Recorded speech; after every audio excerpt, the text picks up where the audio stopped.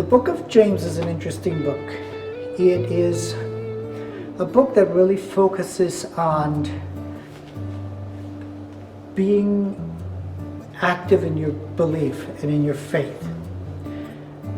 Some people really like the book of James, some people really dislike the book of James, because in some ways it sounds very, I don't know, Old Testament-ish, in the sense that you got to do the right thing. Christians don't just think right, Christians behave right, is sort of the kind of general feel of the book of James. And it has this. This is from the second chapter, verse 8 and 9. You will do well when you really fulfill the royal law found in the scripture. Love your neighbor as yourself. But when you show favoritism, you are committing a sin. And by that same law, you are exposed as a lawbreaker. When I've read that before, I've kind of seen it in a different light than I look at it now, simply because of the particular times we live in. I do really value the words of James in talking about this royal law of loving neighbor as we love ourselves.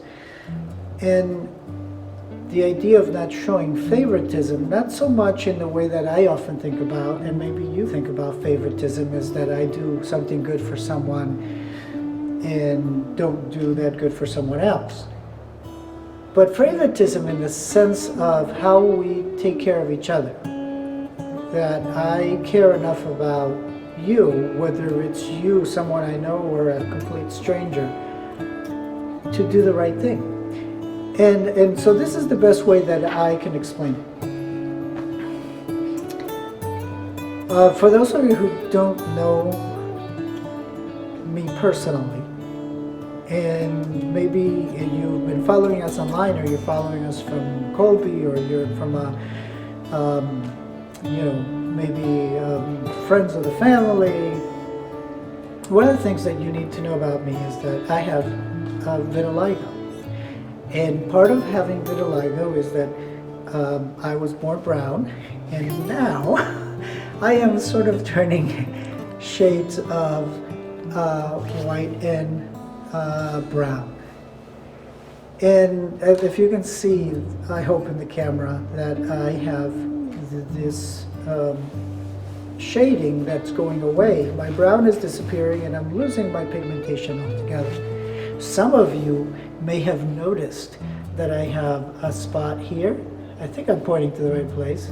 And if I were to take my glasses off, they become much more visible, because I have a large spot here of my original color, and another little spot here that's slowly going away. One day it will all be gone, and I will not have any pigmentation.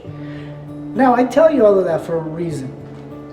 I tell you that because there are problems with not having pigmentation, and one of those problems is that if I were to be out in the sun, I would just, within a few minutes, in just the right conditions, I would turn red, because I have no pigmentation to protect me.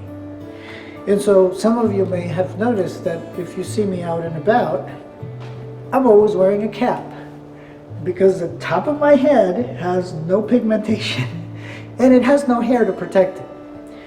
So because I do like myself, when I am out and about in public, or in a setting where the sun is shining or might shine, I cover myself. It protects my face a little bit. It certainly protects my head.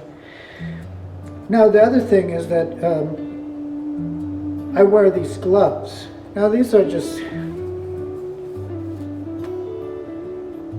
little gloves, but the reason I wear them is that when I'm driving, one of the things that happens is that my hands are completely exposed at the steering wheel, and without these gloves, my hands would burn, because I don't have enough pigmentation to, I wouldn't turn dark, I would just turn beet red if I left my hand completely exposed at the steering wheel.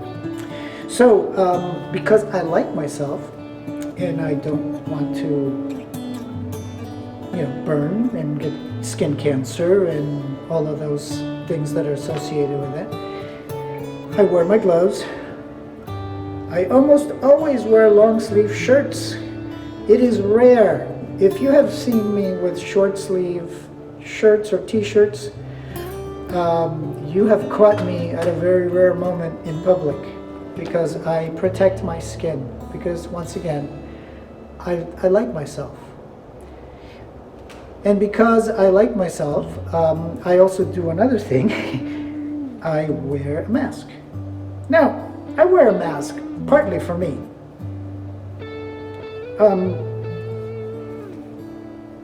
And I have a lot of them.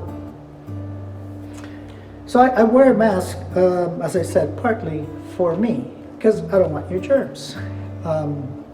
We're discovering that we have to protect ourselves from other people's germs. But as the scripture said today, the royal law is about loving others as we love ourselves and not showing favoritism. So it would be weird, like if I only wore a mask for certain people and I didn't wear a mask for other people. It doesn't matter who you are. I'm not sure I want your germs. And here's the other thing.